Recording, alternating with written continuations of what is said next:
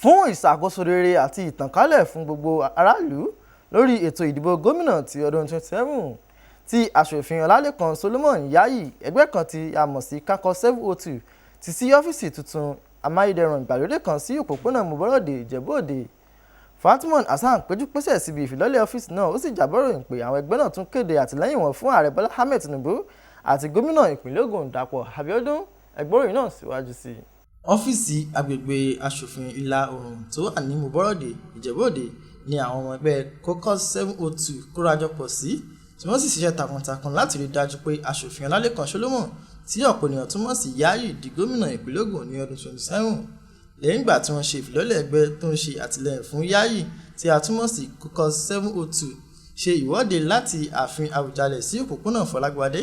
láti ṣe ìtànkálẹ̀ ìdí tí wọ́n ṣe gbọ́dọ̀ dìbò wọn fún aṣòfin Ọlálékan Solomon Yayi nínú ìdìbò ọdún 2027.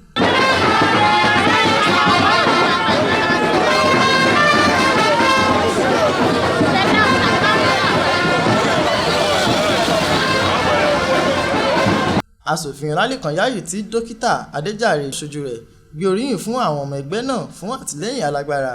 tí ó sì gbà wọ́n nímọ̀ràn láti lọ gba káàdì ìdìbò alálòpẹ́ wọn kí ọjọ́ tó lọ. Láti sí ọ́fíìsì ọmọ ẹgbẹ́ wọn ti ní ọ́fíìsì gbogbo wa la lè lọ bẹ́ẹ̀ láti lọ ṣe ọkọ̀ àbí kejì wọ́n wọ́n kọ́ sọ̀rọ̀ ní orúkọ ní o àbí abẹ́ṣẹ́ ní kọ́kọ́ ẹlẹ́rìí dídá nígbà lè lọ dúpẹ́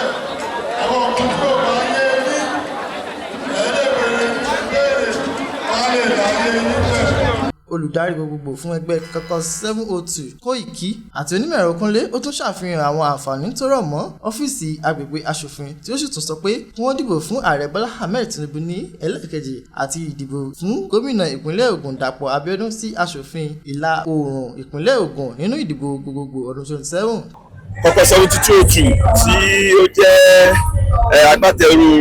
iṣẹ́ tàfipèrò sọ́pọ̀ fún iṣẹ́ ọ̀gá wa Senator Adéọlá Yayi fún ìdíje gọ́fúnà tó máa ṣẹlẹ̀ ní ọdún tó ń bọ̀ lágbára Ọlọ́run tí a fẹ́ gbìyànjú pé à ń bẹ Ọlọ́run pa Ọlọ́run máa jẹ́ gọ́fúnà ilẹ̀ yìí. So iṣẹ́ tí Caucus ṣe ojú wípé à ń pèrò sọ́pọ̀, à ń polongo ìkéde, àní ìgbà tí ti wà yá tuntun wá fẹ́ nítorí tó ń gbà ta bẹ̀rẹ̀ Senator Adéọlá Yayi la fi bẹ̀rẹ̀ àmọ́ a ti fẹ́ nísìnyí aṣáájú Bọ́lá Ahmed Tinubu àwọn là ń tẹ̀lé ìjà rẹ̀ ní tó lágbára Ọlọ́run àwọn náà ni wọ́n máa padà sórí ipò láti di pẹ́sidẹ̀ntì ìlú wa 2027-2031. Ètò yìí jẹ́ ẹ̀rí alágbára sí ìbáṣepọ̀ àti ìfarajìn fún ìṣèjọba rere láti iléeṣẹ́ NTA Ìjẹ̀bú Òde. Ayọ̀mídé Gòkànbí ló ṣe àtúpalẹ̀ ìròyìn.